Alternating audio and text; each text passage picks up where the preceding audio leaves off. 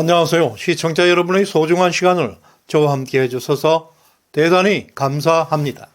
구독과 좋아요 한 번이 대한민국을 건강하게 만들 것입니다. 1월 17일 수요일입니다. 윤석열은 술꾼이고 무능하다고 생각하시는 분들은 꼭 이 영상을 시청하시길 바랍니다. 무능한 술꾼이 펼치고 있는 완전 술판의 진면목을 보여드릴 것입니다.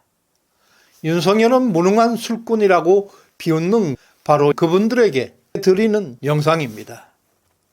대한민국 최고 경제 전문가들과 원고도 없이 펼치는 각본 없는 드라마는 그들에게 엄청난 충격을 선사할 것입니다. 토론 상대자는 바로 슈카월드 전석재 대표입니다. 슈카월드는 구독자가 300만 명입니다. 약 20명의 직원을 보유하고 대한민국 경제 분야 압도적 1위 채널입니다. 연봉도 수십억에 이르는 것으로 추정되고 있습니다. 전석재 대표는 서울 경문고 서울대 출신의 청년입니다. 젊은 청년임에도 불구하고 정치적으로 편향되어 있지 않는 성향을 보여주고 있습니다. 그러나 서울대 경제학과 교수진들의 기울어진 좌파 성향을 고려할 때 아직 완전히 그들의 영향력에서 벗어나지는 못했습니다. 이런 최고 경제 전문가들과 대통령이 펼치는 수준 높은 토론들은 대한민국의 국격 상승입니다. 역대급 엘리트 정부를 리더하는 윤석열의 깊은 내공과 경제 분야의 거시적 안목을 볼 수 있습니다. 상생의 금융이라는 주제로 한 각본 없는 드라마에 주목해 주시고 이 영상을 주변에 널리 공유해 주시길 바랍니다. 저희 영상에 후원해 주신 김천중님, 진실승리님, 남북동님, 깨부숴라 돌문님, 덕자님 진심으로 감사드립니다. 고맙습니다. 모두가 아시는 분이죠. 유튜버 300만 가지고 계신 슈카월드의 전석재 대표님 제 옆에 모셨는데요. 대표님 오늘 이 자리에서 주식시장에 대해서 평소에 가지고 계셨던 생각이라든지 아이디어 같은 거 있으시면 좀 공유해 주시면 감사할 것 같습니다. 예, 안녕하십니까. 경제 유튜버 채널 슈카월드를 운영하고 있는 슈카 전석재라고 합니다.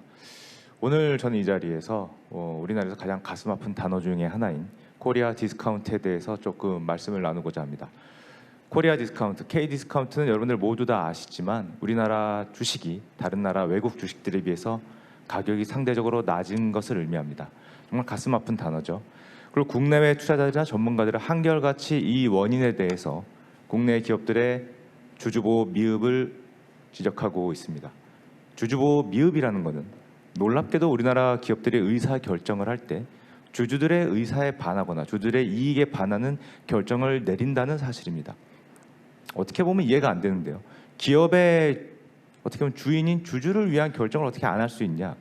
우리나라 기업들은 특정 대주주들을 위한 결정들을 가끔 내리면서 심지어 때때로 소액주주들의 손실을 감수하는 결정을 내리곤 했습니다. 우리나라는 그동안 이런 사례를 우리는 너무도 많이 봐왔고요.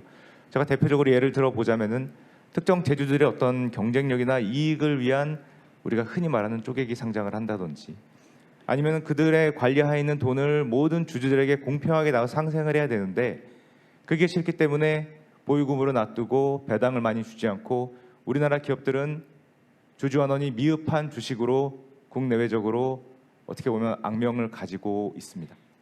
그리고 또 이를 막아야 될 이사회는 기업의 이사회가 의무가 있음에도 유명무실한 것 또한 가슴 아픈 일입니다. 그리고 우리는 이런 것들을 거버넌스의 문제, ESG의 G의 문제로 많이 얘기하죠. 그리고 제가 꼭 드리고 싶은 거는 국내 주식에 투자하라고 항상 말씀을 드리고 싶지만 기업들이 우리의 이익을 위한 결정을 아닌 거기에 투자를 한 주주들의 결정이 아닌 그런 의사결정을 하고 있다면은 어떻게 우리 기업에 투자해 달라고 우리 청년들에게 또는 국내외 투자자들에게 우리가 설득을 할 수 있겠습니까? 나를 위한 투자를 하지 않는 기업에 투자를 할 사람이 누가 있겠습니까? 그래서 저는 이 자리를 빌어서 제도적으로, 법적으로 이런 코리아 디스카운트, 거버넌스의 문제에 대해서 좀 근본적으로 해결해 주십사 하는 좀 부탁을 드리겠습니다. 감사합니다.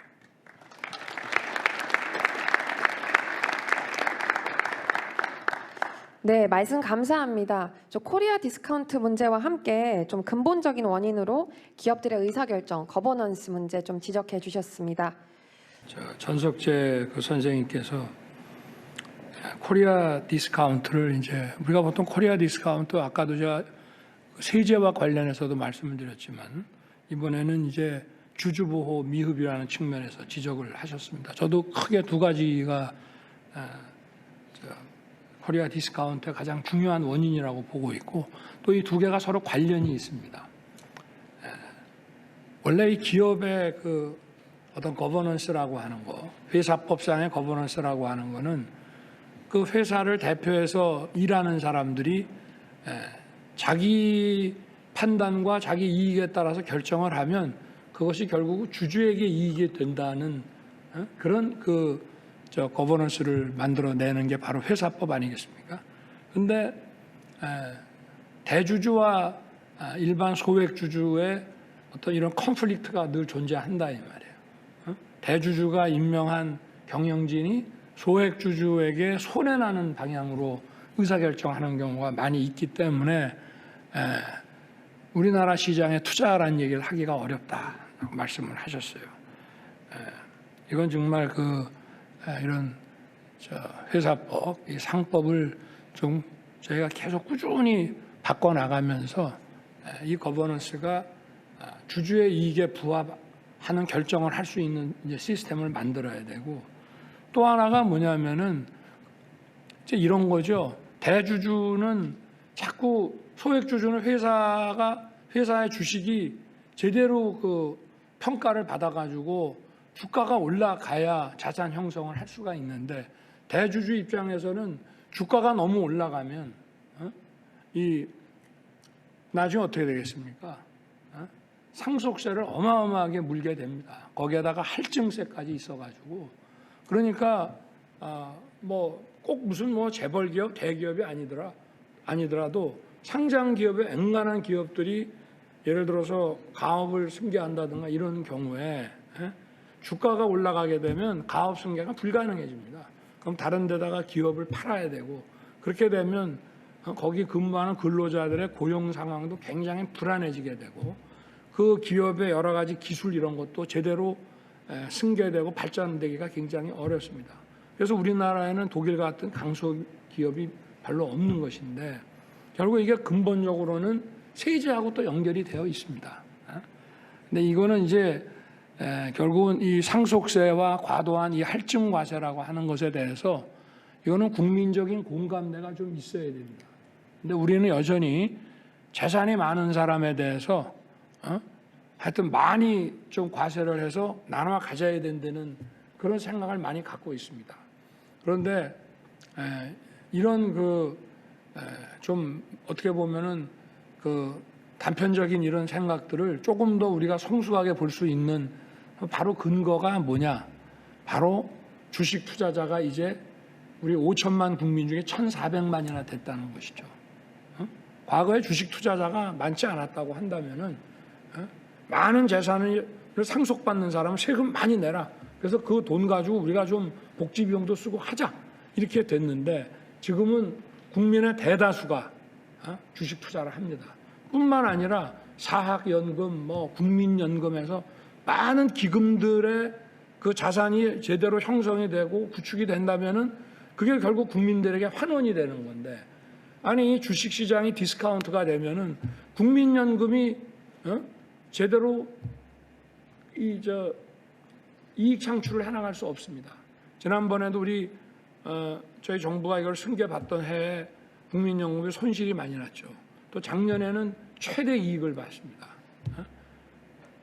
이제 여러 가지 주식시장 상황이 좀 나아지고 그리고 이런 다양한 규제들을 풀고 이런 것도 원인이 되고 또 이제 국민연금의 기금운용본부에 계신 분들도 열심히 일해주고 이렇게 했는데 지금 주식 투자자 1,400만이 아니라 우리들이 다 나중에 어떤 수급자가 돼야 하는 다양한 연기금들이 결국은 주식시장에서 활동을 하기 때문에 결국은 이 주식시장의 발전을 저해하는 이런 과도한 세제라고 하는 것은 결국은 우리 중산층과 서민에게 피해를 준다라고 하는 것을 우리 국민들께서 다 같이 좀 인식을 하고 공유를 해야 이러한 과도한 세제들을 우리가 개혁을 해 나가면서 바로 이런 코리아 디스카운트를 근본적으로 해결할 수 있다. 저는 대통령령으로서 할 수 있는 거라면은 뭐 정치적으로 어떤 불이익이 있더라도 과감하게 밀어붙일 수 있습니다만은 법률을 개정해야 되는 부분에 대해서는 우리 국민들께서 좀 뜻을 모아서 그 여론의 지지를 좀 해주실 수 있도록 정부도 노력하지만 우리 증권시장에서 활동하시는 여러분들께서도 이런 부분들을 좀 많이 그 국민들께 알려주시기를 당부드리겠습니다. 네, 시작합니다.